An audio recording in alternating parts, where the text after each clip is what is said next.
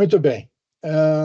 Dando então início com o primeiro painel, que vai tratar da OCPC sobre crédito de descarbonização, eu queria convidar o palestrante Eduardo Flores, coordenador técnico do CBPS, membro convidado do CPC, como debatedores, o Paulo Roberto Gonçalves Ferreira, superintendente de normas contábeis e auditoria da CVM, e membro convidado do CBPS e CPC.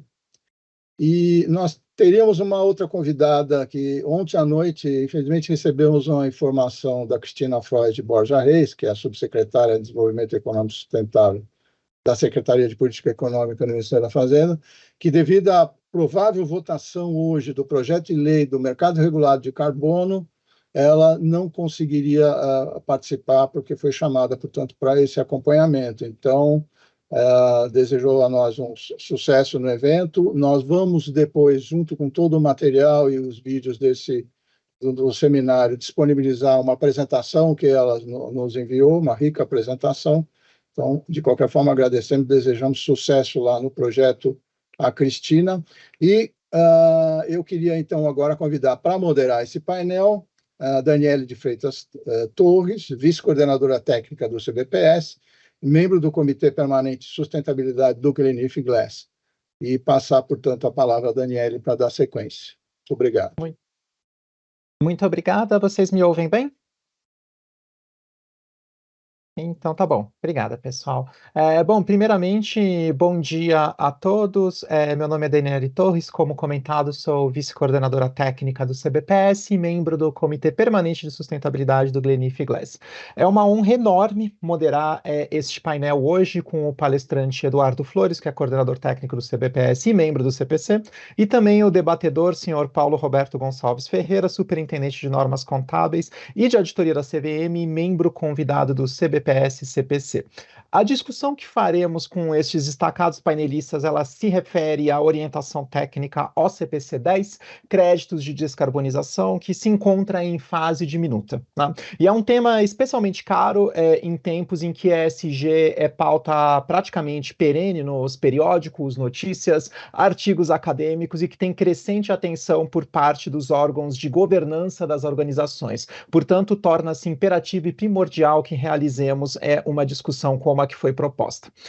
Além disso, como veremos, a orientação em questão, ela tem como objetivo estabelecer requisitos básicos para reconhecimento, mensuração e evidenciação desses créditos de descarbonização. Porém, eu queria ressaltar aqui que essa orientação ela foi embasada em pronunciamentos, interpretações já existentes no arcabouço contábil brasileiro e também nas normas internacionais de contabilidade. Então, portanto, muitas das considerações que vamos aqui ouvir por esses destacados painelistas, elas vão ser relativas à melhor interpretação destas transações à luz de regras que já estão vigentes. Dessa maneira, então, sem maiores delongas, eu queria passar a palavra para Eduardo Flores, que vai realizar a palestra inicial, e, por gentileza, Eduardo, o palco é seu.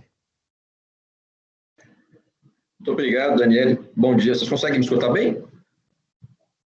Perfeito. Muito obrigado. Acho que as palavras da Daniele são muito oportunas, né? Especialmente porque nós temos visto toda uma movimentação com relação a esse aspecto voltado à criação de relatórios de sustentabilidade que, em alguma medida, eles possam se coadunar, né? Eles possam estar ali conversando com as demonstrações financeiras.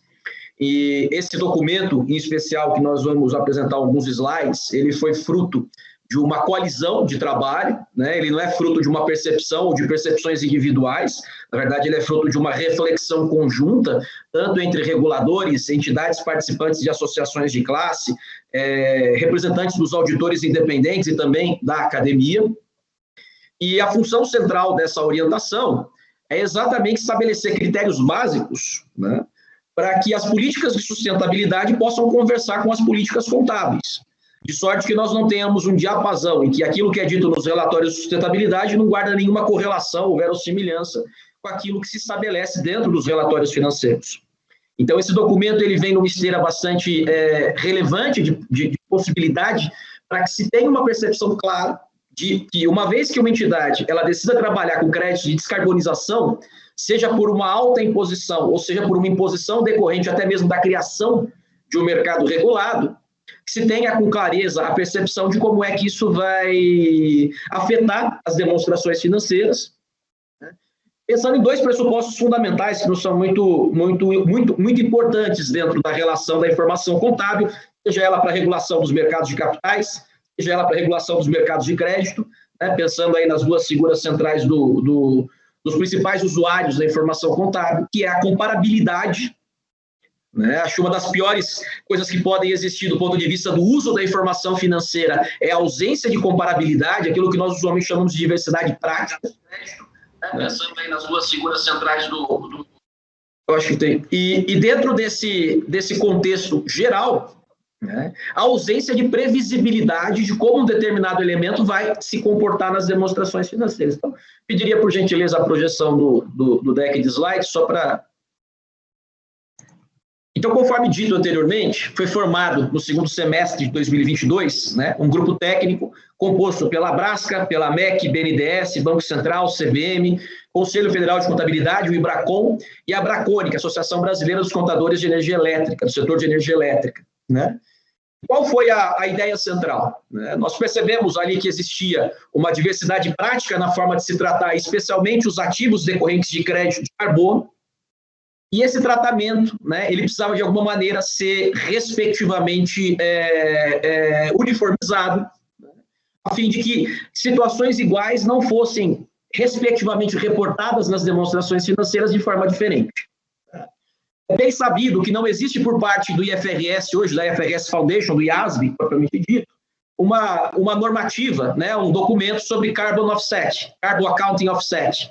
Não existe esse documento hoje, e então, automaticamente, nós não teríamos como fazer uma mera tradução, uma simples tradução de algo que já existe hoje no ordenamento IASB, porque isso não existe, né?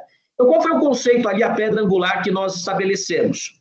Vamos, a partir das IFRS/CPCs que hoje existem, estabelecer uma interpretação, por isso de uma interpretação aí CPC 10, né? Desculpa, ao CPC 10, mas uma interpretação no sentido de orientar a maneira como o tratamento contábil desses elementos de crédito e carbonização precisam ser tratados nas demonstrações financeiras. Então, isso é bastante importante por uma questão de compliance com as IFRS. Esse documento ele não está criando conceitos novos. Esse documento ele não está criando terminologias novas. Ele está trazendo, ao fim e ao cabo, interpretações de normas que hoje já existem, que já se encontram ali respectivamente emitidas.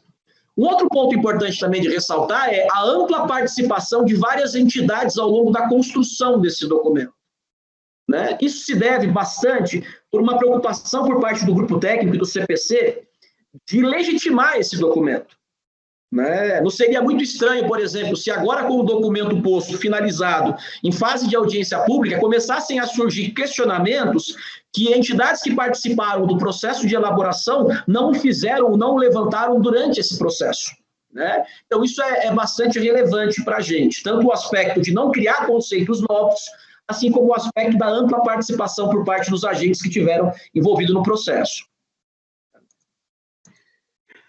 E aqui a gente tem a primeira enquete, né, que nos foi pedido pela organização do evento para criar. Então, a primeira pergunta é a seguinte: você que está participando conosco, já leu a minuta da OCPC 10 de crédito e carbonização? Né? Especialmente porque esse documento ele está em audiência pública, e a audiência pública, que é o período para enviar cartas comentário para o CPC, se encerra no dia 20 agora de outubro. Né? Então, a primeira pergunta é: houve, né, por parte da audiência que nos acompanha, a leitura desse documento? Acho que eu posso dar alguns minutinhos aqui, 1 ou 2 minutos, para que haja essa resposta no painel virtual. E lembrando que as respostas vão ser avaliadas assim que for aberta a fase de perguntas e respostas, vamos dizer assim.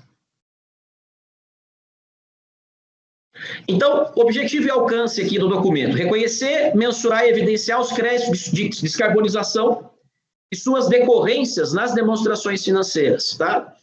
E aí, sempre lembrando, né, tanto do ponto de vista de ativos de descarbonização, quanto potenciais passivos que surjam em função de obrigações que as companhias venham aí a formalizar por intermédio dos seus atos de reporte ao mercado, ou até mesmo pela criação de um mercado de carbono, que é algo que está na iminência de acontecer, e com a criação de um mercado regulado de carbono, e não só um mercado voluntário, né, as obrigações elas passam a se tornar um pouco mais objetivas do ponto de vista de verificação. Nesse processo, a primeira ideia central que o grupo teve, né, foi a criação de uma matriz baseada em agentes econômicos. Por quê? Porque cada agente econômico ele tem um modelo de negócio especificamente falando, né? E esse modelo de negócio ele precisa ser, ao fim e ao cabo, levado em consideração para que o tratamento contábil, por exemplo, de alguém que compra e vende, por exemplo, crédito de carbono, não seja igual àquele que alguém que compra para aposentar o crédito de carbono para compensar suas próprias emissões. Então, esse é um ponto que nos é bastante importante, bastante relevante, para sempre lembrar que contabilidade, o modelo contábil, ele deve se amoldar ao modelo de negócio de tal sorte que a contabilidade não crie uma realidade ou não represente uma realidade que não existe, né? Então, a primeira figura que nós temos aqui, se a gente olhar essa tabela, né, nas colunas, é a figura do governo. Então, a figura do governo, ele teria, aí dentro de um mercado regulado, por exemplo, né, ele teria a prerrogativa de estabelecer como esse mercado regulado vai acontecer, quais são os volumes máximos de teto, né, o famoso cap and trade, em que a gente teria ali, por setor, que as entidades podem emitir, né, de volumetria de gás de efeito estufa. Então, pensando especificamente de carbono, né? Então, o governo dentro da figura do mercado regulado. Hoje, é importante lembrar que o Brasil não tem ainda um mercado regulado, está na iminência de tê-lo. Tá? Então, como é que a gente estabeleceu essa figura do governo? Olhando para aquilo que é o mais praticado nos mercados internacionais regulados de carbono, que tem sido a forte inspiração para a criação do mercado brasileiro, com base nos projetos de lei que nós temos tido a oportunidade de acompanhar, e tivemos a oportunidade de acompanhar ao longo da estruturação desse projeto de uma forma geral. A segunda coluna é a figura do originador. Quem que é o originador? É alguém que desenvolve os créditos, por exemplo, de carbono, né? Seja por meio de projetos que reduzam, removam ou que sequestrem, ou até mesmo impeçam a emissão de gases de efeito estufa na atmosfera. Então, se eu pensar, por exemplo, um paralelo, né, com modelos econômicos que nós já conhecemos com uma certa regularidade, o originador é como se ele fosse um gerador, como se ele fosse um produtor, né? Alguém que produz o crédito de carbono, alguém que produz ali aquele crédito de descarbonização. O intermediário, ele se aproxima muito com a figura do broker trader, alguém que compra esse crédito para vender para um usuário final. Então, a principal finalidade econômica dele é ganhar na espécie de um spread, né, entre a compra do crédito e a venda para o usuário final. E esse usuário final, quem que é esse indivíduo? É alguém que quer compensar as suas emissões, quer seja porque ele o faz voluntariamente, quer seja porque ele o faz mandatoriamente. Então, é alguém que vai compensar ali, respectivamente, as suas emissões. Tá? Qual que é um adicional que tem nesse documento, que nos levou, inclusive, a chamá-lo de descarbonização, e não ficar só, por exemplo, um documento só de crédito de carbono? No Brasil, nós temos, por exemplo, a figura do RenovaBio, né, que criou os certificados de biocombustível, o CBIOS também. Né? O CBIOS não é propriamente dito um crédito de carbono. Tá? Ele não é um crédito de carbono em origem. Mas a finalidade dele é criar um ritmo econômico, ou pelo menos um estímulo econômico, para que os usineiros, por exemplo, né, tenham ali um incentivo para pegar parte da produção de cana-de-açúcar e destinar essa produção da cana-de-açúcar para a produção de etanol. Como é que isso é feito? Né? Isso é feito por intermédio de um processo em que o distribuidor de combustível, à medida que ele vende combustível fóssil, ele tem que comprar créditos CBIO, né, certificados de biocombustível, para fazer a espécie de uma compensação das externalidades negativas que aquele combustível de matriz fóssil vai gerar, né, na atmosfera. Então, no final das contas, o que é o CBIO? À medida que o usineiro ele destina parte da produção da cana-de-açúcar para fins de produção de etanol, ele pode pegar essas notas fiscais no site da ANP, da Agência Nacional de Petróleo, cadastrar isso e gerar um certificado. Esse certificado ele vende na bolsa e o usuário, no final, que no caso é o distribuidor, ele é obrigado a comprar esse certificado para compensar ali as emissões decorrentes da cadeia produtiva dele. Tá? Então, nós incluímos o CBIO nesse documento exatamente porque foi verificado de uma forma bastante clara que as distribuidoras de combustível tratavam o provisionamento relativo a essa obrigação de comprar os CBIOs de uma forma muito disparitária entre si.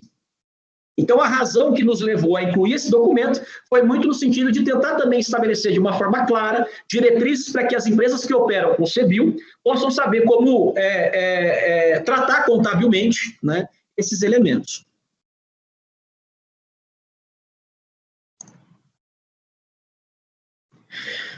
Aqui uma discussão que ela tem surgido com alguma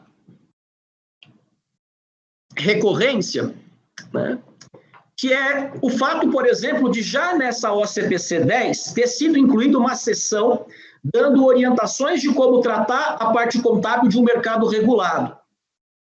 E por que nós tomamos essa decisão? Porque o que tem sido visto do ponto de vista contábil é que a forma como o mercado regulado for estruturado, e aí há uma boa presunção de que vai ser estruturado no modelo de allowance, no modelo de permissões, em que o agente governamental ele estabelece uma permissão de emissão de CO2 para as entidades privadas, né? Esse tem sido o modelo mais utilizado no mundo, e aí se cria os formatos de cap and trade, que são também os mais usuais para operacionalizar esse tipo de mercado, que é basicamente o seguinte, né? Vamos supor, por exemplo, que uma empresa ela pode emitir 100 toneladas de CO2 por ano. Se ela emitir abaixo de 100 toneladas, essa diferença ela pode negociar no mercado, daí o trade, daí a negociação, ela pode vender para quem emitiu a mais. Se ela emitir acima de 100 toneladas, por exemplo, ela vai ter que comprar essa diferença para compensar aquilo que ela teve de externalidade. E aí pode ser até que exista uma penalidade, uma multa, mas no final das contas esse é o modelo que tem sido mais usual. Então, quando nós terminamos aí a primeira versão da orientação, já existia pelo menos, né, duas tentativas de projeto de lei para a criação de um mercado regulado. Então, nos pareceu, de uma certa maneira, equivocado do ponto de vista do documento, que ele saísse sem nenhuma orientação para o mercado regulado. Né? Então, daí a pergunta, muito cedo ou muito tarde? Né? A gente tem escutado alguns comentários em mercado dizendo que seria muito cedo para que o documento falasse de mercado regulado. Não nos parece, porque o tratamento contábil ali proposto não se alteraria em função da forma como o mercado for regulado. Né? Esse é um ponto bastante importante. Então, o documento ele traz sim a função de mercado regulado, a atribuição de mercado regulado, até como uma forma de já orientar os agentes participantes aí da cadeia produtiva, vamos dizer assim, da contabilidade, de, em havendo um mercado regulado no Brasil, como que a contabilidade deve retratar os direitos e obrigações decorrentes desse mercado de crédito de carbono. Tá? Então, do ponto de vista de mercado regulado versus voluntário no Brasil, nos parece que seja só uma questão de tempo para que hoje aquilo que é mercado voluntário se torne um mercado regulado. Bom, entrando propriamente dito nos aspectos contábeis, a primeira pergunta, o crédito de carbono, o crédito de descarbonização, ele é um ativo? Tá? E a resposta é muito objetiva, sim. Ele atende, né, a tríade de condições necessárias para que se forme um ativo do ponto de vista da estrutura conceitual. Ele é um recurso controlado pela entidade, né, decorre de um evento passado e tem expectativa de geração de benefício econômico futuro. Qual que é a expectativa de geração de benefício econômico futuro? Nós temos visto, por exemplo, que as entidades, quando se autopropõem metas de descarbonização das suas atividades operacionais, sair de uma economia de alto impacto para uma economia de baixo carbono, essas entidades elas o fazem visando manter uma carteira de clientes ou acessar um grupo de clientes que leve esse fator em consideração quando vai consumir os produtos ou serviços. Muitas vezes, esse tipo de iniciativa é feito visando, por exemplo, a emissão de green bonds, de títulos de dívida, tenham ali alguma associação com a redução do impacto ambiental, ou até mesmo para que as entidades possam configurar ativos, as suas ações possam ser colocadas em determinados portfólios de fundos de investimento de investidores que consideram esses elementos como fundamentais para fins do seu screening, né, do seu processo de filtragem e seleção de ativos. Então, esse é um ponto bastante relevante de pensar, né, porque os benefícios econômicos de se comprar um crédito de carbono, eles muitas vezes não são diretamente verificáveis, eles são indiretamente verificáveis. Questão secundária, que tipo de ativo? Né? E aqui tem uma questão bastante importante também, que dá uma certa confusão em mercado, especialmente com um projeto de lei que pode ser votado hoje, né? Que é a seguinte: qual é a natureza econômico-financeira desse ativo? Se a gente olha para o IAS 32 e para o CPC 39, o crédito de carbono, assim como o CBIL, ele não atende à definição de ativo financeiro. Então, lembra para o primeiro slide que eu apresentei agora há pouco, né? A ideia era, não vamos criar conceitos novos, nós não vamos reinventar nós vamos inventar uma interpretação para as FRS que não guarde ali alinhamento com aquilo que hoje existe nas normas. Então, não atende ao conceito de ativo financeiro. Então, não é não existe por parte do grupo técnico, do CPC, de quem olha para essa documentação, nenhuma ausência de vontade de falar assim, uma indisposição em tratar como ativo financeiro. Não, não é isso. Né? É simplesmente o fato de que a característica econômico-financeira do crédito de descarbonização não se coaduna com a definição hoje posta do IAS 32 de ativo financeiro. Tá? Então, esse é um ponto importante. Né? Pode ser que amanhã, depois do IASB, ele venha a mudar a definição de ativo financeiro? Pode, perfeito. Né? E se o fizer, entendo eu da minha parte, falando por mim mesmo, nós deveremos revisar a OCPC. Né? Nós devemos revisar a OCPC. Do mesmo jeito que o documento ele é muito claro, ele é garrafal ali, né, na hora que ele inicia a OCPC, em dizer o seguinte, esse documento ele não visa estabelecer o que é a natureza jurídica do crédito de descarbonização. Então, se juridicamente o crédito de descarbonização for tratado como um ativo financeiro por questões que fogem ao escopo da contabilidade, isso para a contabilidade não tem nenhuma implicação. Né? Nós temos várias situações em que isso efetivamente acontece. Vou pegar um exemplo. A ação preferencial resgatável, né? As famosas PNRs, preferenciais nominais resgatáveis, para fins contábeis, elas são tratadas como passivos financeiros. Mas existe uma interpretação. Né? Então, se elas são tratadas contabilmente como passivos financeiros, o retorno que ela paga para os seus detentores é tratado tal como se fosse uma despesa financeira, para fins contábeis. Né? Mas para fins, por exemplo, tributários, o retorno que essa ação paga é tratado como dividendo. Porque, do ponto de vista jurídico-tributário, né, entende-se que esse retorno ele é tal qual um dividendo. Perfeitamente. Né? A gente nunca pode pensar que a contabilidade vai sobrepor o direito ou o direito vai sobrepor a contabilidade. Existe uma zona de intersecção entre ambos, né, em que determinados assuntos convivem harmonicamente, mas existe também, né, situações em que há um diapasão, em que a contabilidade vai ter um entendimento baseado na essência econômica, o direito vai ter um entendimento baseado na forma jurídica, e as coisas podem não se coadunar. Então, posto isso, tem sido visto duas possibilidades, né? Um estoque para aquele indivíduo que vai comprar para revender, né? Mas veja, um estoque separado dos demais estoques, né? Ou até mesmo chamá-lo de ativo incorpóreo, né? Dentro dessa linha de estoque, ou a figura do intangível, né? É o indivíduo que vai comprar esse ativo para compensar as suas próprias emissões. De novo, é o melhor tratamento que se poderia ter? Não, mas é o tratamento que se alcança com base naquilo que hoje existe, sem transgredir uma norma ou sem colocar, por exemplo, o documento em non-compliance com as FRS. Tá? Eu trouxe esse quadrinho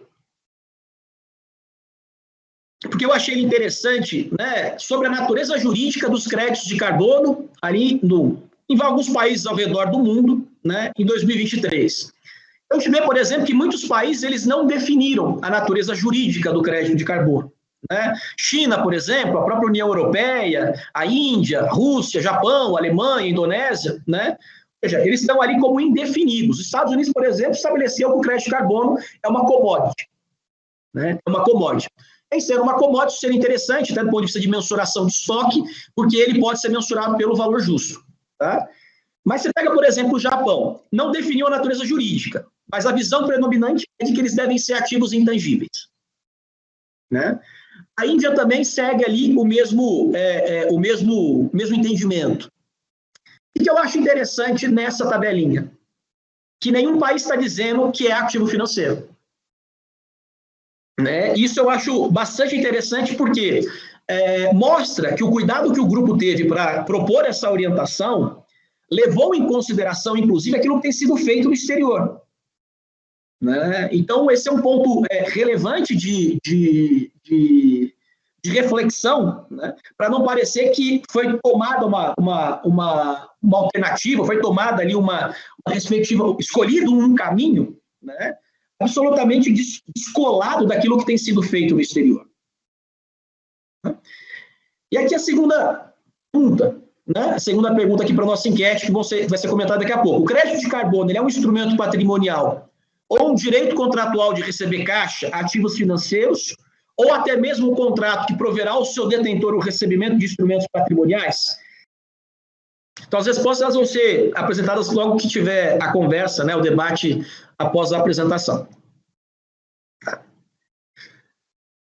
Então, aqui, um outro ponto também relevante, né? O mesmo agente econômico, ele pode ter posições diferentes, tá? Em situações diferentes. Então, vamos imaginar, por exemplo, um originador de crédito de carbono que ele quer compensar suas próprias emissões em algum momento. Então, nessa condição, ele não vai estar como originador, ele vai estar como usuário final. Né? Vamos supor, por exemplo, um usuário final que compensa as suas próprias emissões, mas cria um negócio de comprar créditos para revendê-lo. Então, isso é uma matriz transitiva. Né? Um originador, numa determinada ocasião, ele pode se transformar em intermediário, usuário final, e assim sucessivamente. Então, os modelos de negócios, eles não são estanques, né? Eles são, pelo contrário, eles são comunicantes entre si. Então, pode haver uma espécie de um revezamento entre eles. Tá?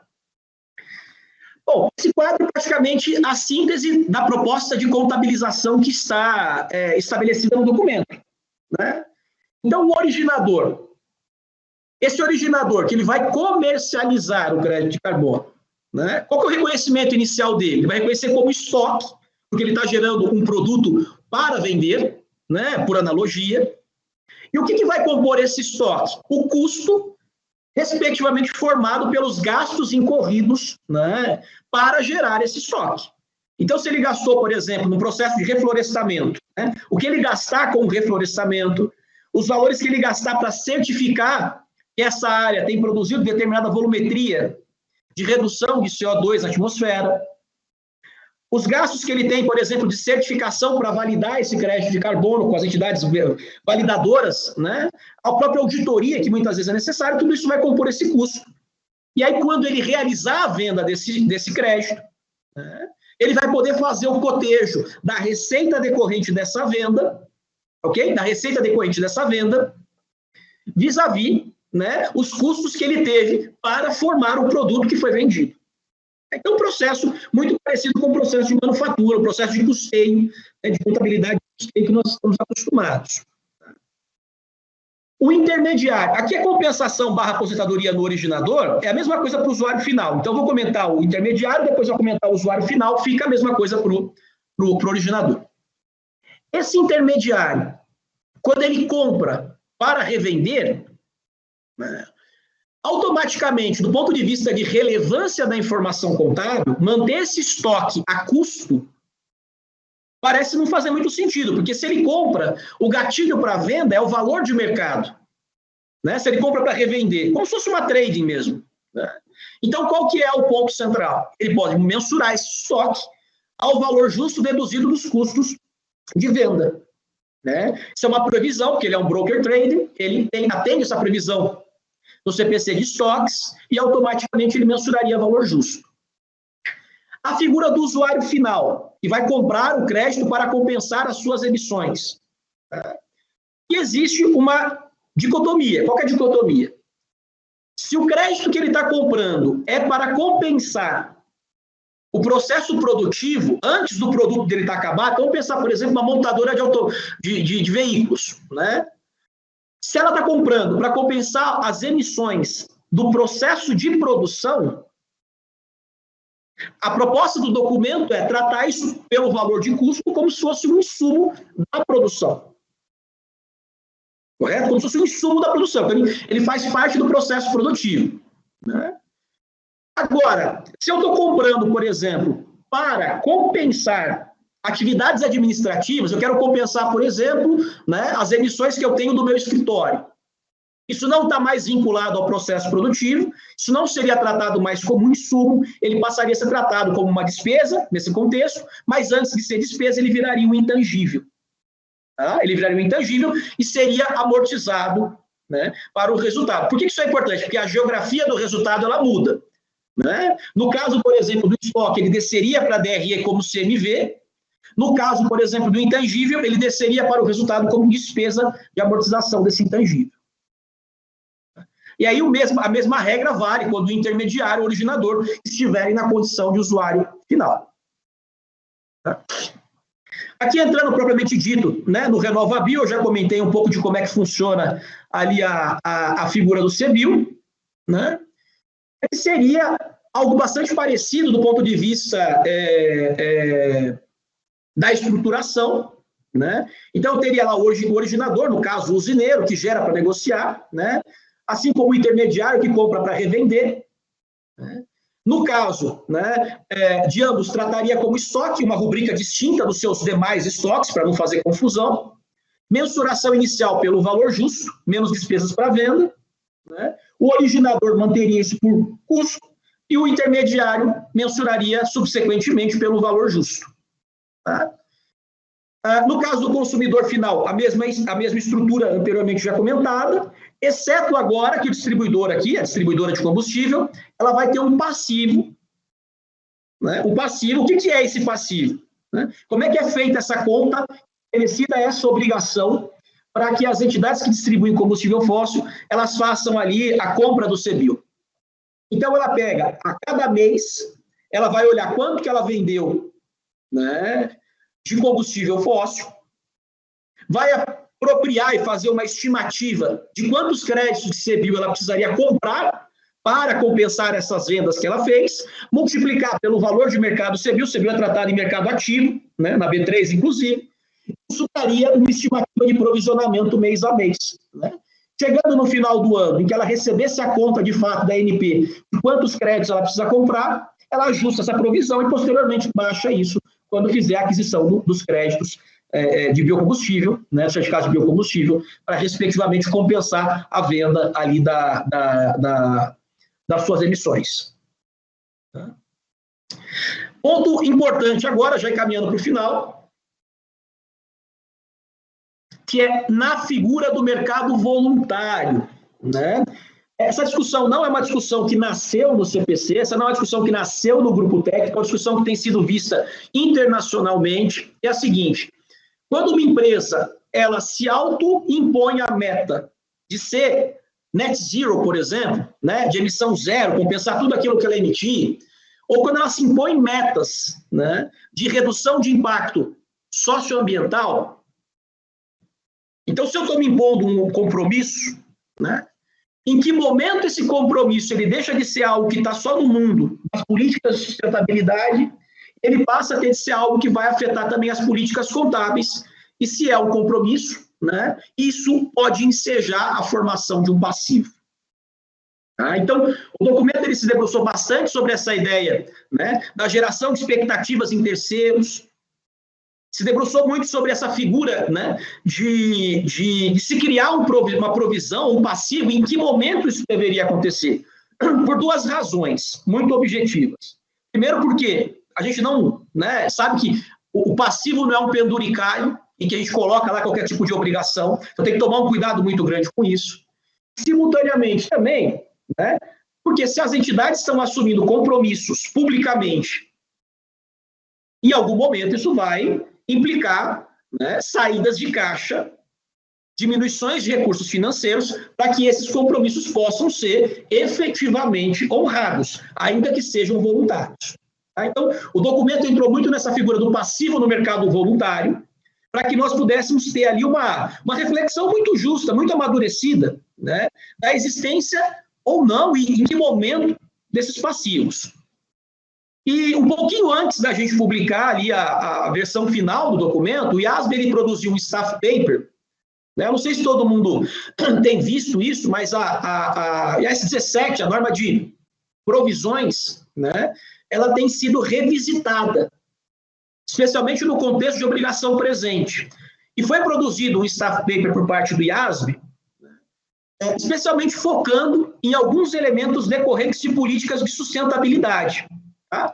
E aí um exemplo que nós até incorporamos à OCPC, respectivamente traduzido, eu vou comentar ele traduzido daqui a pouco, é o exemplo 15, que é um comprometimento de net zero. Né? Então, esse é um exemplo do IASB, a gente não está... Né, foi muito feliz a existência desse exemplo um pouco de tempo antes da publicação da OCPC, porque nos permitiu, primeiro, validar que os cuidados que nós estávamos tendo com essa discussão eram corretos, né? E segundo, que essa reflexão já tinha surgido, inclusive, por parte do próprio staff técnico do IASB, né? E que nós não estávamos ali sendo muito austeros ou, eventualmente, sendo mais realistas do que o rei. Né? Então, aqui a tradução do exemplo. Né? Então, em março de X0, eu não vou passar por toda a leitura, mas os slides vão ser franqueados aos que nos acompanham, então todo mundo pode depois olhar. Né? Então, em março de X0, um fabricante anuncia publicamente que ele vai se tornar net zero em X5. Então, ele vai se tornar net zero em X5. O que isso quer dizer? Que toda a emissão, primeiro, ele vai fazer um trabalho de insetting, carbon inset. O que é o carbon inset? Ele vai reduzir as emissões dele. Então, se eu tenho uma planta industrial, né, uma fábrica, eu vou revisitar os meus processos produtivos para mudar determinados procedimentos que me permitam, por exemplo, reduzir o volume de CO2 que eu emito. Né? Então, nesse caso aqui, quando a companhia ela fala, eu vou reduzir as minhas emissões, o primeiro momento que ela faz é revisitar o seu processo produtivo e estabelecer que o processo produtivo dela, comparado ao que é hoje, tem que ser reduzido em 60%. Então, eu emito 1.000 toneladas de CO2, daqui 5 anos eu quero emitir 40% disso, ou seja, 400 toneladas de CO2. E esse remanescente, isso que sobrar, esses 40%, a companhia ela vai, por exemplo, pagar comissões florestais, ela vai comprar crédito de carbono. Né? Ela vai comprar crédito de carbono. Então, é um exemplo muito parecido com o que a gente espera que com o exercício que a gente espera que algumas companhias venham a fazer, por já terem anunciado nos últimos 2, 3 anos comprometimentos de net zero.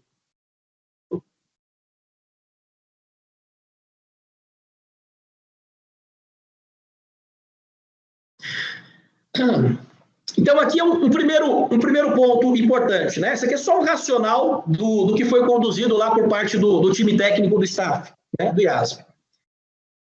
Primeira coisa que a empresa precisa avaliar, se o anúncio cria expectativa em terceiros.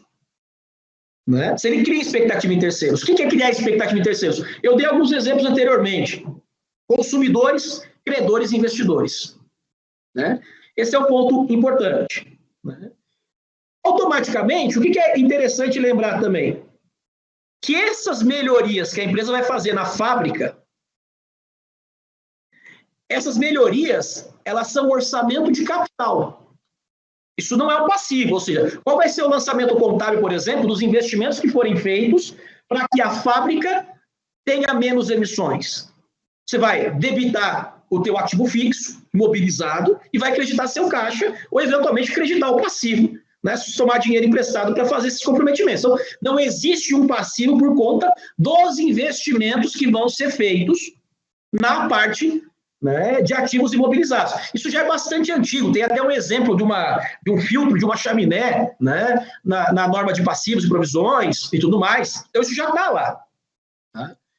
Segundo ponto, né, quando a companhia chegar em X5, aqueles 40% que ela vai comprar de crédito de carbono para fins de compensar suas emissões, que nós chamamos de offset, que é aquilo que eu compro externamente para compensar as minhas emissões internas, isso vai ter que ser reconhecido à medida que a empresa for emitindo gases de efeito estufa. Então, passou, por exemplo, o primeiro mês. Eu fiz até um complemento desse exemplo, vou colocá-lo daqui a pouquinho. Passou o primeiro mês. Vamos imaginar que a empresa emitiu 20 toneladas de CO2. Então, ao término de janeiro, ela olha para o período, né, em 31, por exemplo, de janeiro, ela olha para aquele mês, verifica quanto que ela emitiu, verifica quanto custa para comprar os créditos, para compensar aquela emissão, e a partir desse exercício, ela vai lá e contabiliza, né, o seu respectivo passivo decorrente do compromisso que ela assumiu. Então, o que é importante? De X0 a X5, não surge um passivo. Porque os gastos que a empresa vai fazer, que são CAPEX, esses vão ser respectivamente contabilizados como ativo imobilizado, ativo fixo. Quando chega em X5, também não surge um passivo imediatamente, porque os gastos que a empresa vai ter para comprar crédito de carbono, eles vão ter como base o valor incorrido, o valor de emissão. Né? Então, esse é o ponto importante para mostrar que, primeiro, o documento não está implicando, já na sua publicação, a geração de uma série de passivos para as empresas. Antes, pelo contrário. O que ele está dizendo é a forma que nós entendemos que deve ser analisado comprometimentos de net zero deve ser por intermédio dessa abordagem. E aquilo para o final, eu peguei esse mesmo exemplo, né, e aí coloquei alguns números para dar uma traduzida. Mesmo exemplo, então a empresa ela fala que em 2023, ela declara em 23, que em 30, todas as emissões de CO2 vão ser compensadas, né? Sorte que ela está assumindo perante ali todos os seus intervenientes que ela vai se tornar carbon neutral, né? Ela está fazendo essa assunção, e hoje a empresa vai lá e faz o cálculo do inventário de carbono dela, ela tem 1.000 toneladas, ela emite 1.000 toneladas por ano de CO2. E como é que ela vai atingir esse propósito? Ela vai investir 500 milhões em CAPEX, fazendo carbon setting, né? Então ela vai reduzir, né, 60% das emissões dela, mudando o processo operacional, reduzindo 500 milhões, né, investindo 500 milhões, perdão, em CAPEX. Em 2030, os 30%, os 40% remanescente, ela vai passar a comprar no mercado. Né? E em 19 do CPC 25, né, dado que a entidade pode evitar gastos futuros pelas suas próprias ações, né, por exemplo, alterando o seu modo de operar, ela não tem nenhuma obrigação presente relativamente a esse gasto futuro, nenhuma provisão é reconhecida. Isso quer dizer, que contexto que eu estou trazendo isso daqui? Né? Ou seja, que o CAPEX que ela vai investir e o OPEX que ela vai incorrer lá em 2030, hoje, em 2023, não geram para a companhia uma provisão ou um passivo. Né? O fato gerador ainda não se deu. E aqui um exemplinho, né, só para mostrar o que aconteceria a partir de 2030, porque entre 23 e 30, os gastos com CAPEX vão sendo, respectivamente, reduzidos de caixa e aumentando o ativo imobilizado, o ativo fixo. Né? Mas vamos supor, por exemplo, que em janeiro de 2030, a companhia tenha emitido 30 toneladas de CO2. Né? Cada crédito de carbono, ele compensa 1 tonelada. Então, se eu multiplicar, por exemplo, por um preço unitário de crédito de carbono de 189, o valor que a companhia precisa comprar é de 5.670.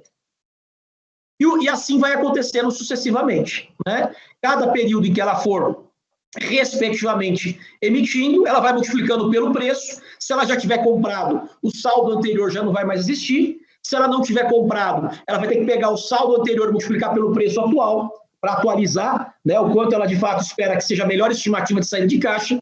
Então, isso basicamente seria, né, o que aconteceria ali com o OPEX dela a partir de 2030.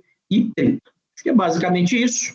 Né? Aqui uma lista das normas que nós levamos em consideração para estabelecer essa orientação.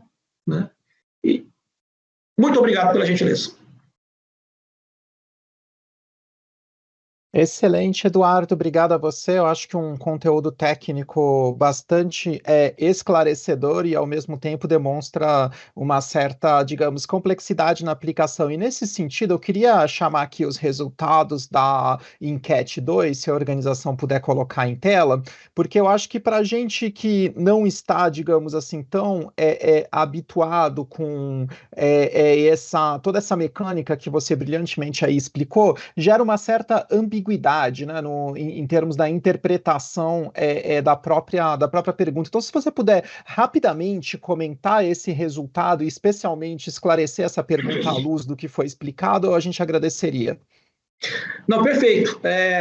A resposta correta é não, tá? Então, aqui a gente viu que um terço acertou, 2 erraram. Isso aqui, vestindo o chapéu de professor aqui, a gente às vezes tem que... Né? Por qual razão? O crédito de carbono ele não dá nenhum direito. Essa questão ela foi baseada na própria definição de ativo financeiro do IAS 32. Né? Ela foi baseada lá como... ou seja, o crédito de carbono ele não te dá direito, por exemplo, a receber nenhum fluxo de caixa. Correto? Então, você não pode pegar um crédito de carbono, por exemplo, né? E vamos fazer um paralelo aqui, né? Vamos pegar, talvez, os ativos financeiros que nós conhecemos melhor. Caixa. Né? O ativo financeiro mais usual é o caixa. O crédito de carbono é um caixa? Não, não é. Né? Se você chegar, por exemplo, num fornecedor e quiser pagá-lo com crédito de carbono, né? Você vai ter um problema ali, como nós temos com os ativos, por exemplo, os ativos de criptomoeda. Né? Ele não vai aceitar. Então, segundo ativo financeiro mais usual que nós conhecemos, contas a receber. O crédito de carbono ele é um contas a receber? Você tem o direito de receber algo de alguém? Financeiramente falando? Não. Na verdade, o que você está fazendo é pagar para alguém não emitir ou reduzir as emissões para que você possa compensar as suas próprias emissões. Correto? Então, o crédito de carbono ele não te dá o direito. Então, qual que é a síntese? Agora, a parte mais complexa da interpretação de um ativo financeiro, que é, tirando essas duas figuras, que são mais objetivas, caixa e contas a receber, né? E o ativo financeiro te dá o direito de receber caixa ou outros ativos financeiros em condições favoráveis. Então, se eu tenho, por exemplo, uma debênture de uma empresa, o que eu vou receber? Eu vou receber juros. E depois de um certo período, recebo o principal. Ou recebo parte do principal junto com os juros. Vai ter uma amortização. O crédito de carbono não te dá isso. Ele não te dá essa potencialidade. De igual modo, né, o crédito de carbono ele também não te dá o direito de receber ações de alguém, que é instrumento patrimonial. Então, por essas questões, ele não se encaixa na definição de ativo financeiro. E aí é um ponto bastante expressivo e bastante relevante, sempre pensar o seguinte: quando nós decidimos adotar as IFRS, isso é uma reflexão até um pouco fora aqui do nosso contexto, mas mais para centrar a algumas percepções. Nós abrimos mão de criar conceitos e vocábulos contábeis do jeito que nos bem aprovesse, para usar definições que são internacionalmente aplicadas. Então, eu não posso simplesmente, né, pegar algo e fazer uma definição por conveniência, para fins contábeis, por uma questão de me manter dentro de um compliance. E o mesmo deve acontecer quando, por exemplo, se o Brasil conseguir se tornar parte da OCDE, se o Brasil se tornar parte ou signatário, por exemplo, das Organizações Internacionais do Trabalho.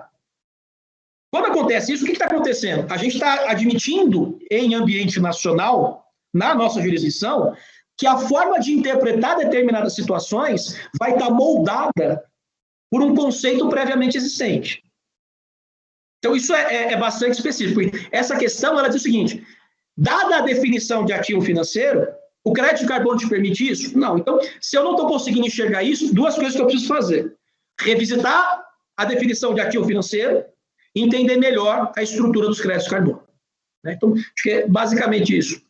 Excelente, Eduardo. Acho que ficou bem clara a sua explicação. E se brevemente a organização puder projetar aí o resultado da primeira enquete, e aí a gente observa que tem ainda uma população da nossa audiência que tenho certeza que após essa sua palestra vai certamente buscar maiores informações aí na minuta, né?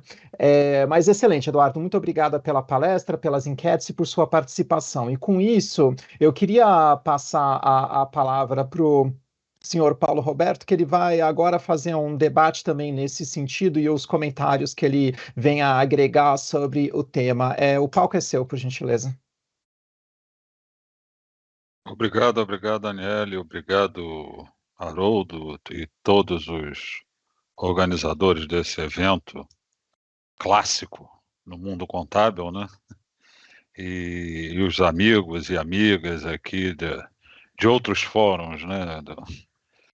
Não só esse, né? Do CPC, do CBPS, enfim. Obrigado aí pelo convite e para discutir um assunto tão rico como esse, né?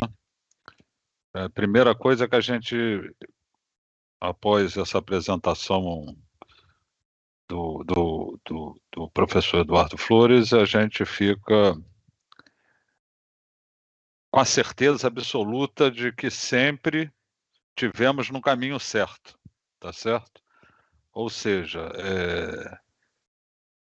a gente não deve considerar que nós somos dependentes de reguladores, né, que nós temos e sempre tivemos, isso daqui, brincamos até no CPC, que uma série de normas emitidas pela Fundação IFRS através do seu braço contábil, né, o IASB, a gente sempre brinca, mais uma vez copiando a jurisdição brasileira, tá? Coisas que a gente já tinha desde sempre, tá? Então acho que é só para melhorar a nossa autoestima, né, em relação à nossa competência em conhecimento, debate e normatização, não por regulador no sentido amplo, tá?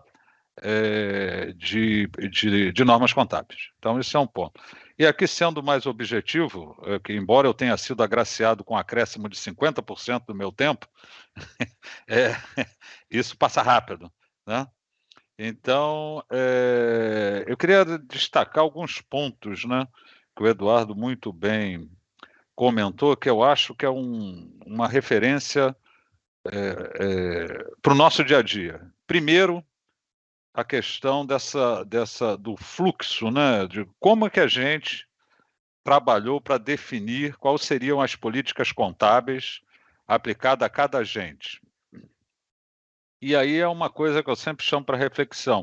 Nenhuma discussão contábil foi feita em relação a isso. Ou seja, na definição de uma política contábil, o seu primeiro passo não é discussão contábil. A contabilidade não é indutora, ela é reativa. Ela reage ao evento econômico.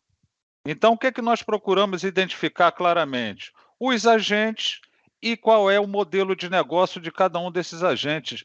Parece uma coisa tão simples, tão óbvia, né? Tão lógica, mas o que a gente vê, agora trazendo para o lado aqui do regulador, e aí só o disclaimer que eu não fiz no início, essas opiniões são minhas, não necessariamente da CVM, tá?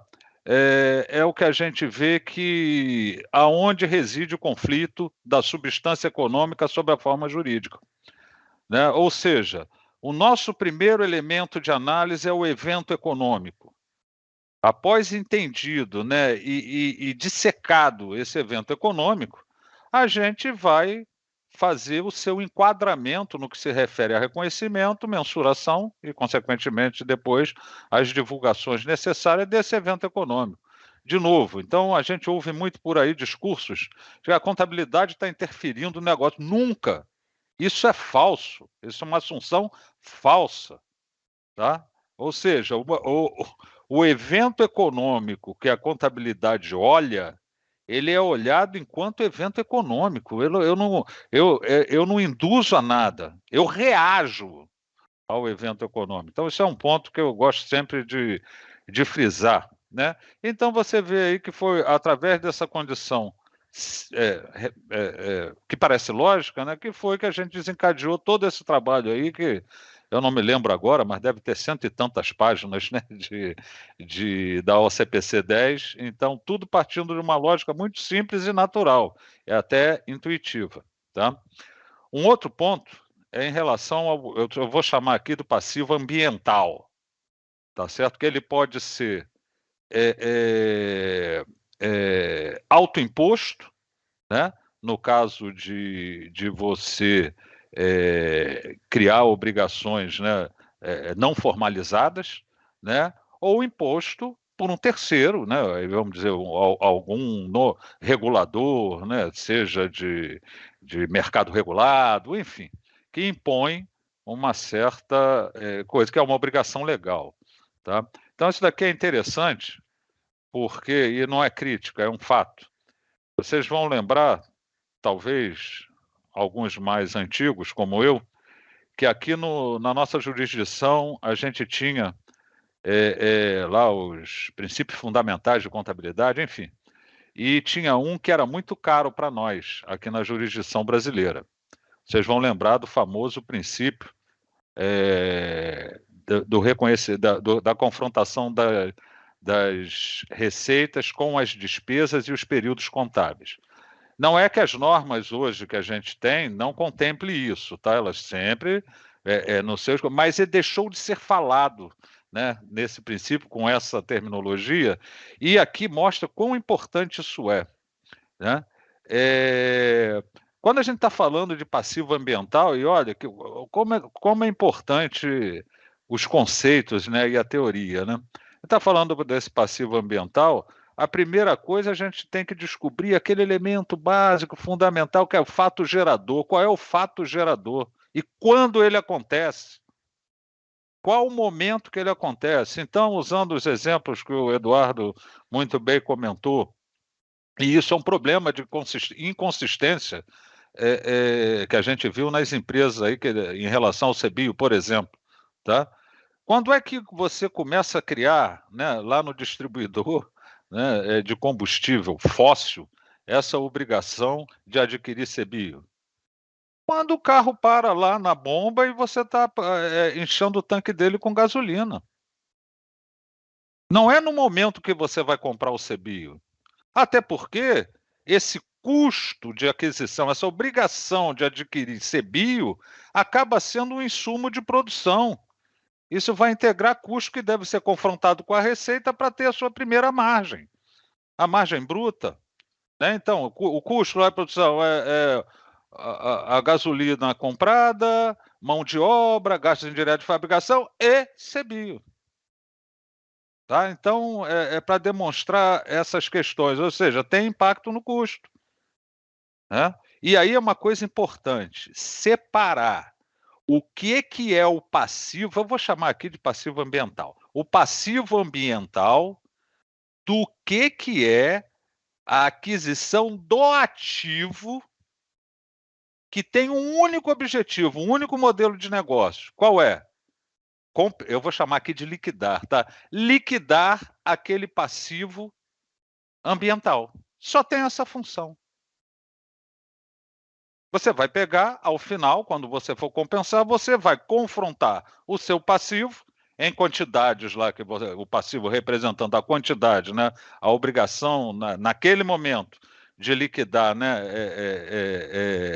as obrigações, né, e vai compensar confrontar com aquele ativo que você comprou. Que ativo? Pode ser o crédito de carbono, pode ser o CBio e pode ser inclusive uma allowance.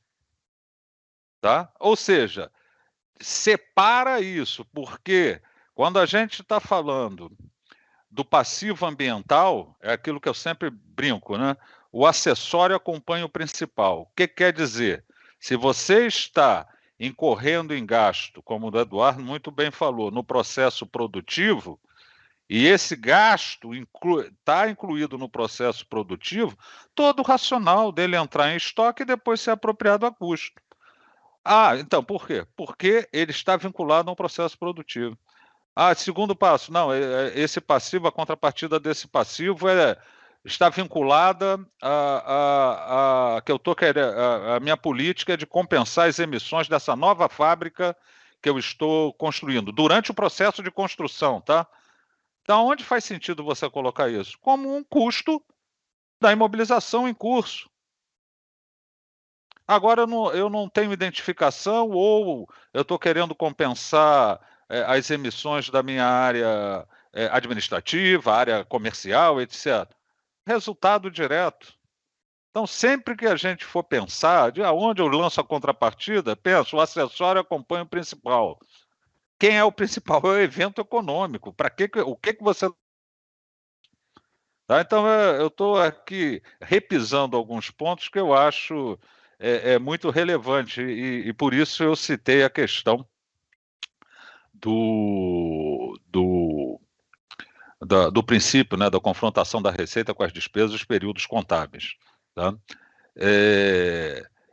E essa questão já da compensação da emissão, né, e aí a gente até na OCPC 10 a gente sugere a questão que idealmente, pelo menos numa visão preliminar nossa lá do grupo, você mantém o ativo que é utilizado para compensação no ativo e apartado o passivo. E você só vai fazer o net, né, a confrontação de um com o outro, no momento da compensação.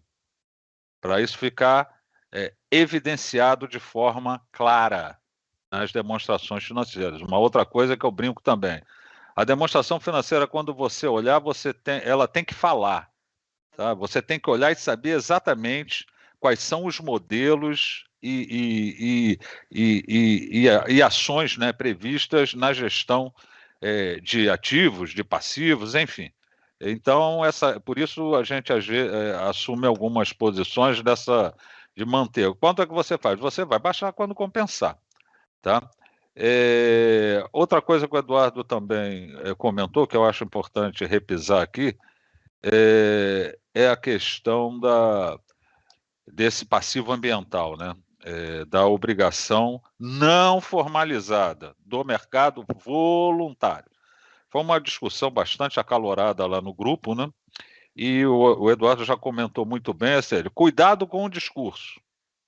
Né? Eu brinco, cuidado com o discurso, ou seja, quando você torna público, né, ações de natureza, vamos falar aqui, ambiental, por exemplo, mas vale para tudo, tá? Socioambiental, enfim. Na verificação se isso cria ou não cria expectativa válida em terceiros, né? Isso daí é uma coisa muito cara, tá? Não é um mero discurso vazio, né? Então a gente costuma dizer que um discurso, eu vou usar de novo o exemplo que o Eduardo comentou, quando você usa o discurso, né, que vai ser net zero a partir de um determinado momento, cria obrigação agora? Não, você diz a partir de um determinado momento. Pronto, isso daí ele deixou bem claro, né? Outra coisa, não, mas eu vou alterar o meu processo produtivo, né? Vou trocar máquinas, equipamentos com menos poluidores, etc, etc. Isso daí que o Eduardo também chamou, eu vou repisar. Isso é CAPEX. CAPEX você vai contabilizando à medida que você vai incorrendo nos gastos, tá certo? Muito bem, ou seja, ninguém contabiliza um veículo que vai comprar em 2034, tá? Então, isso daí é uma coisa que a gente tem que estar ciente. Então, isso não gera passivo. E agora, e o passivo que vai gerar, só repisando isso, é importante, é a partir do momento que você se comprometeu. No exemplo do Eduardo, que ele já comentou, eu vou reforçar, 2025. Tá ok? Ou seja, quais emissões, o que eu vou precisar adquirir de títulos, eu estou chamando aqui título, né, seja o crédito de carbono, seja uma allowance, seja um CBIO, para liquidar aquele passivo. Tá ok?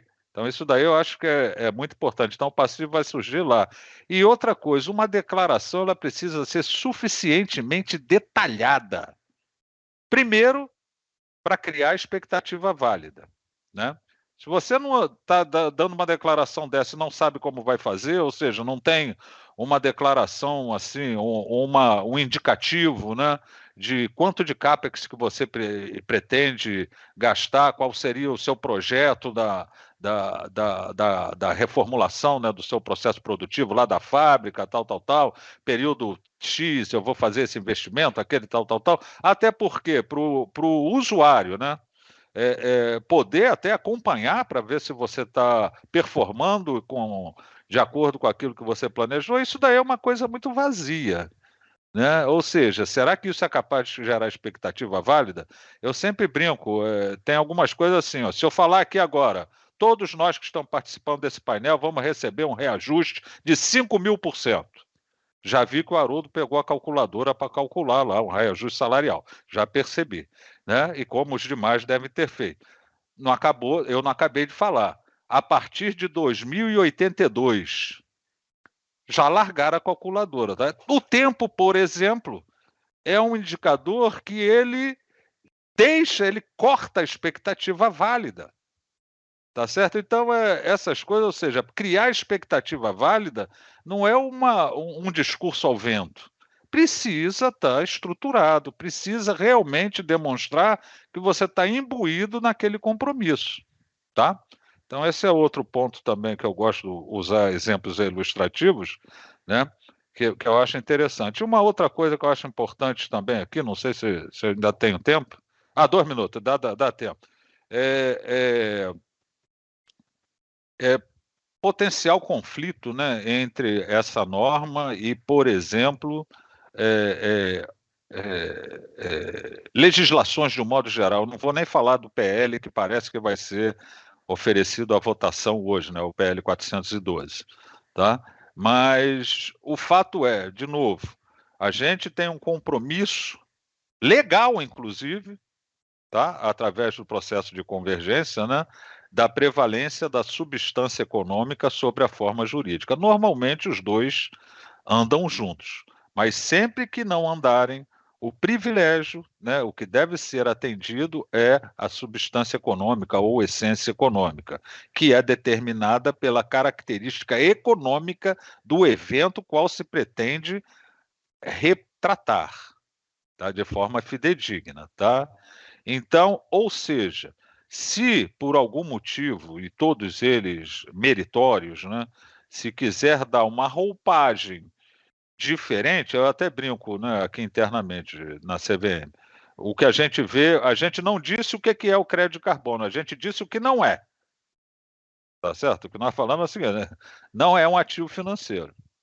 E a única coisa que a gente afirmou é que ele não é um ativo financeiro, mas ele é sem substância física, incorpóreo. Tá certo? Aí você diz, por que não chamou logo de intangível? Para não induzir a classificação. Tá? Isso daí é um ponto que eu chamo a atenção dos senhores. Tá?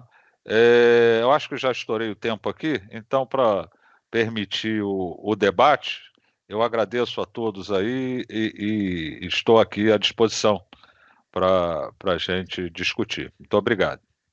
Excelente, obrigada a você, Paulo Roberto, muito pertinente e esclarecedor os seus posicionamentos. E agora, eu vou abrir aqui o debate, vou direcionar a pergunta a um debatedor, mas fiquem mais do que à vontade de contribuir ambos na resposta da questão, tá? E Eduardo, eu vou começar com você, porque teve alguns comentários da nossa audiência que acho que cabe a sua visão a respeito, e o primeiro deles é a respeito do IFRIC 3, que trata sobre emission rights, né? Ele tem alguma, digamos assim, convergência ao OCPC 10, eles se confundem ou complementam? Se você puder comentar nesse sentido.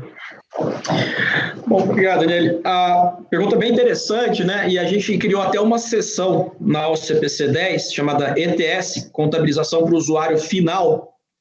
Eu acho que vai mais ou menos dos itens lá de 55, 56, mais ou menos a 70, 69, alguma coisa assim, né?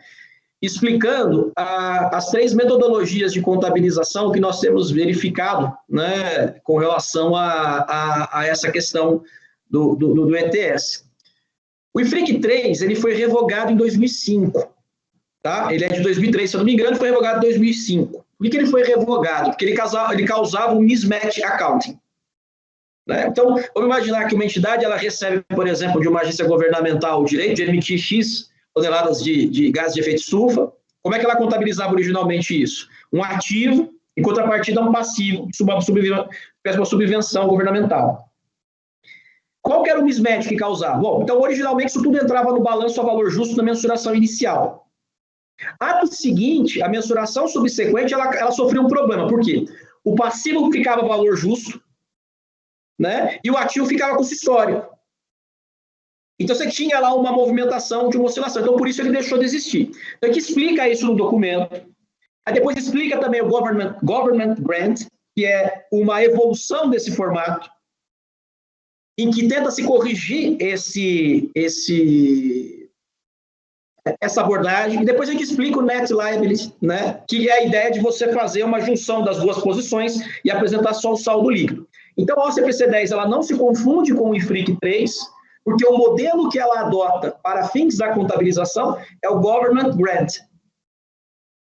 Então, ela não adota o IFRIC 3. Até seria equivocado se a gente fizesse isso, uma vez que o próprio IASB revogou o IFRIC 3 por perceber que ele criava mais problema do que solução, né? Se nós tivéssemos ali pegar algo que já estava datado, vamos dizer assim, já estava... Não sei se o Paulo concorda, mas pelo menos aquilo que a gente tentou colocar no documento, né, me parece que foi nessa linha. Só para complementar, concordo sim, e principalmente você tocou no ponto que para mim foi mais importante, tá? É evitar esse mismatch. Que isso daí não agregaria em nada, né? Então, de novo, a análise do evento econômico foi preponderante, inclusive, de já ter alguma outra norma que não representasse fidedignamente o evento econômico, tá? Excelente. Obrigado, senhores, pelo esclarecimento. Eu tenho uma outra pergunta aqui. Eu vou iniciar pelo senhor Paulo Roberto, e aí também, Eduardo, fique à vontade para complementos, né? Na fala do Eduardo, Paulo, fica bem claro que é uma pedra angular que esse normativo ele não irá aferir normas brasileiras e internacionais de contabilidade, né? Mas uma vez em vigor esse OCPC, seria justo pensar que a contabilidade brasileira ela vai ter vai ser mais homogênea do que a internacional? Poderia gerar alguma preocupação de comparabilidade em algum sentido? E na sua fala você comentou muito a respeito do fato gerador, do fato econômico, mas se a gente puder abordar um pouco mais em detalhes isso? Olha, eu acho, isso é uma interpretação, né? Minha, é a opinião minha, óbvio. Eu estou falando, tem que ser minha.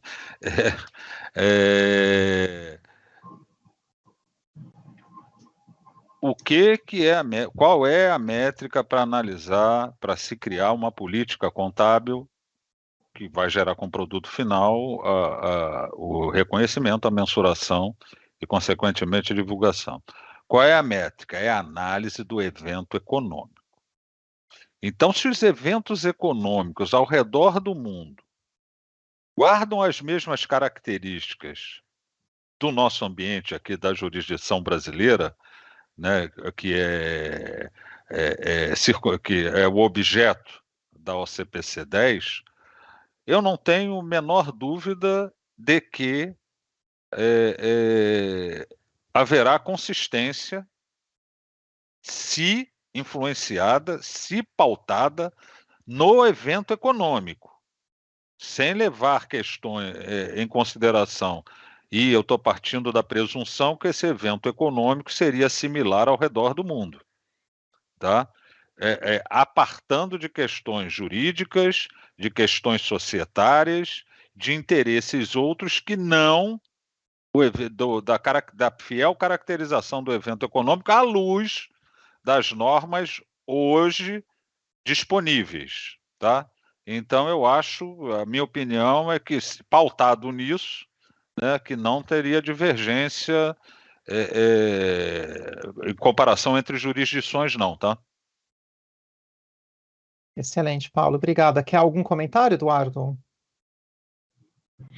Não, acho só a preocupação para não transformar virtude em defeito. Né? O fato, por exemplo, do Brasil estar se esmerando em fazer uma interpretação, uma orientação, para tentar transformar a prática de contabilidade de carbono mais comparável entre as empresas aqui domiciliadas, né? Tem muito em relação com o potencial do desenvolvimento do mercado de crédito de carbono no Brasil. Né? O Brasil é um dos players de bastante expressão nesse sentido. Tem o fato, por exemplo, de que a gente já consegue beber na experiência de outros países que há muitos anos vêm desenvolvendo esses mercados. Né?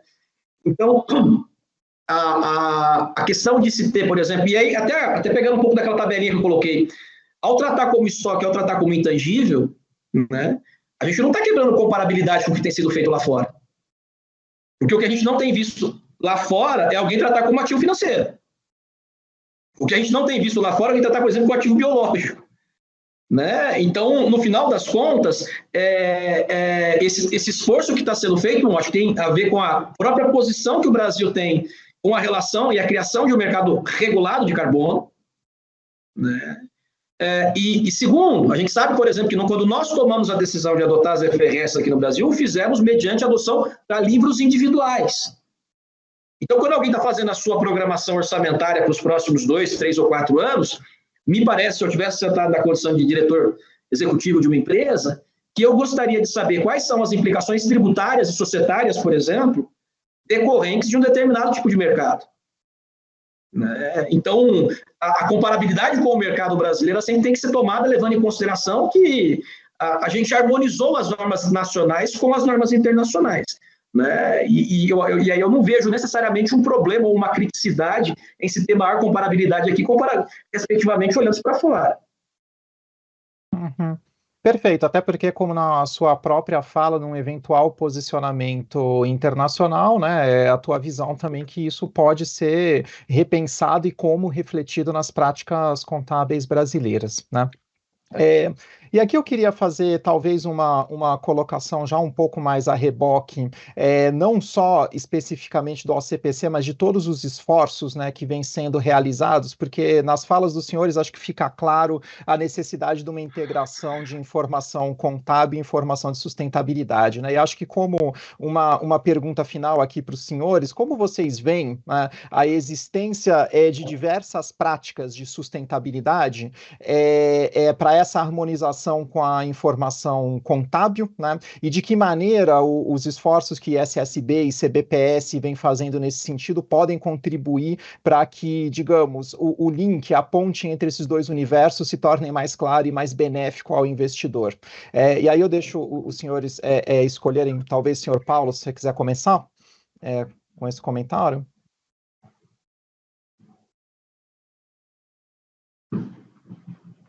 Eu acho que está mudo, Paulo. Está no mudo, Paulo.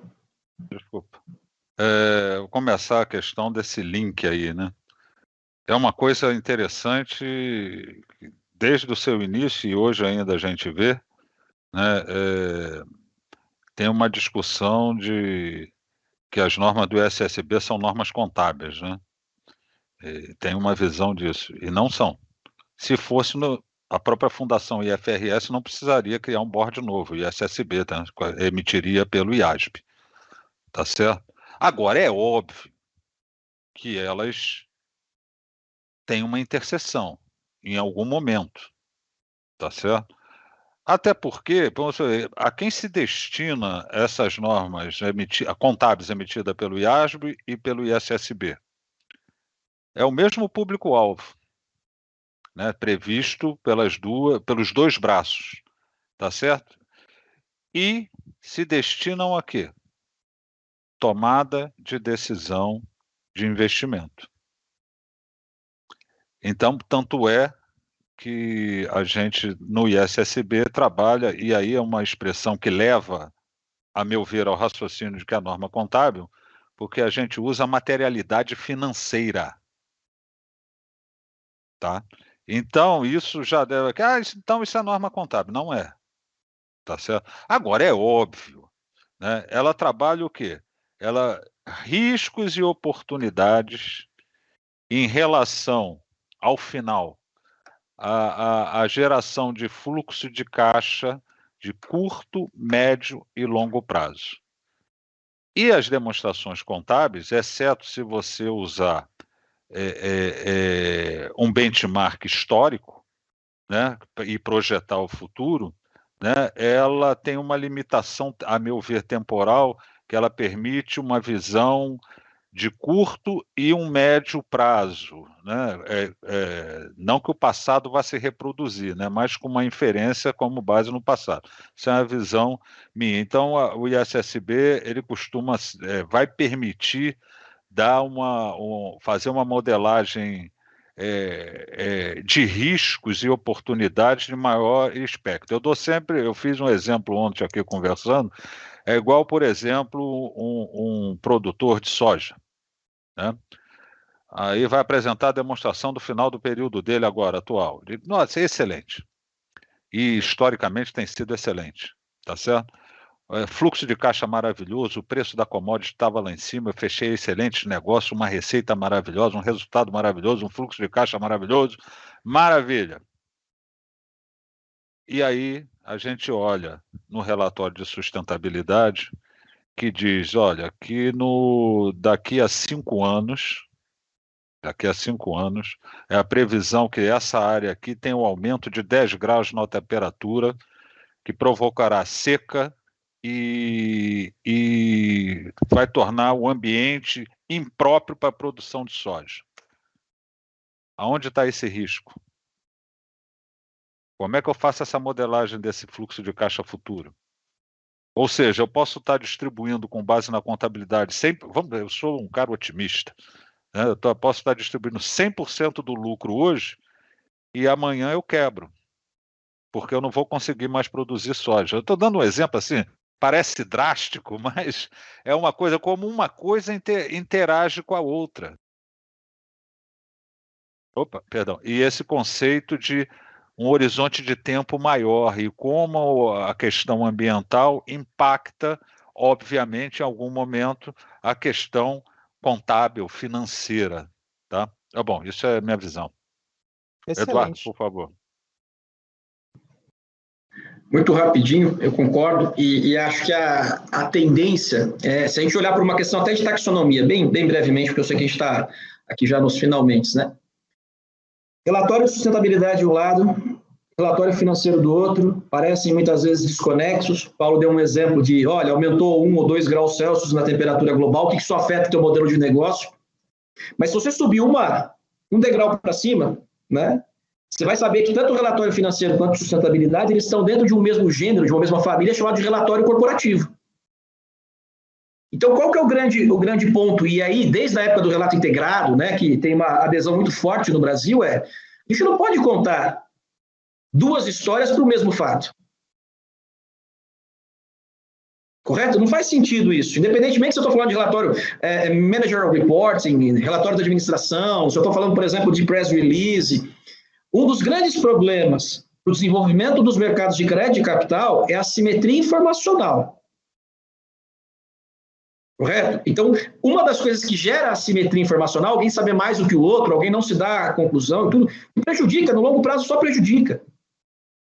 Só prejudica, né? Você está pensando, por exemplo, um investidor de médio e longo prazo, um fundo de pensão, que ele tem a responsabilidade de aplicar recursos para prover aposentadoria para as pessoas, né? Você está pensando, por exemplo, alguém que está formando um portfólio com médio e longo prazo, a simetria informacional só prejudica. Então, quanto mais desconectados forem os relatórios de sustentabilidade, os relatórios contábeis, os relatórios financeiros, mais margem para arbítrio informacional existe. Né? Então, acho que o ponto central desse movimento que tem acontecido por meio da criação do ISSB, né, da formação, agora, há uma junta, por exemplo, sempre nas reuniões do ISSB tem participações de pessoas do IASB e vice-versa, para que haja exatamente essa troca de percepções. Então, se eu tivesse que apostar as fichas, fazer um exercício meio que de quiromante aqui, leitura de mão, né, se eu tivesse que apostar as fichas para os próximos 10 anos, eu pensaria naquele conceito do professor Robert Eccles, da Universidade de Harvard, já trabalha muito tempo, chamado One Report. Não no conceito de ter um relatório só, uma prática só, não é isso. Se tem integração tal entre os relatórios, se reduza, né, esse canyon que muitas vezes existe, vou nem dizer lacuna, que é um canyon, né, entre aquilo que se diz nos relatórios de sustentabilidade e aquilo que se observa nos relatórios financeiros. E basicamente isso, Daniel. Obrigado uma vez mais pelo convite da Fundação. Perfeito, só para complementar, claro. Daniel, se me permite, isso é tão importante, porque a gente vê que até a gente está discutindo aí a questão de adoção do IFRS S1 e S2, né? E a questão de quando deve apresentar. Se apresentamos as informações, tanto contábil, né, demonstrações financeiras, no mesmo momento que o relatório estou chamando aqui de sustentabilidade, né, com base no ISSB, se no mesmo momento poderia ter um descasamento de prazo. Tecnicamente, a meu ver, não faz o menor sentido ser descasado. Por causa disso, imagina, eu distribuir 100%, daquele exemplo que eu dei, distribuir 100% e depois, 6 meses depois, vem outro relatório dizendo, olha, meu amigo, aquilo que eu te distribuí, dá para você me devolver, porque senão a gente quebra? Então, é essa questão que, e aí reforço o que o Eduardo falou, ou seja, isso tem uma relação umbilical, né? Um reporte único em sentido dele ser disponibilizado para tomada de decisão junto, né? Junto, cada um com suas especificidades e as relações, mas num mesmo momento, só para reforçar a importância desse relacionamento entre os dois, tá? Excelente, senhores. Acho que foram visões bastante pertinentes e esclarecedoras. Queria agradecer a vocês por todas as colocações e apresentações que foram efetuadas. Tenho certeza que os nossos ouvintes e audiência saíram com muito mais propriedade sobre o tema. E com isso, queria encerrar os trabalhos desse painel, agradecer a todos e devolver a palavra para a organização. Muito obrigado.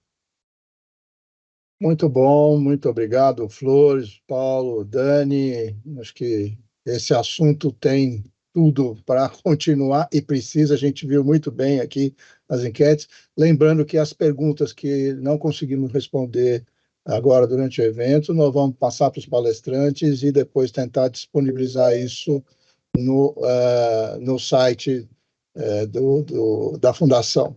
E também não podemos deixar de falar que a OCPC continua aí ainda até dia 20 em audiência pública, né? Portanto, quem não viu, está mais do que na hora de ver. Muito bom. A gente vai parar, então, por alguns minutos aqui e a gente volta, então, para dar continuidade com o painel, com os outros colegas nossos do CBPS. Até já. Obrigado.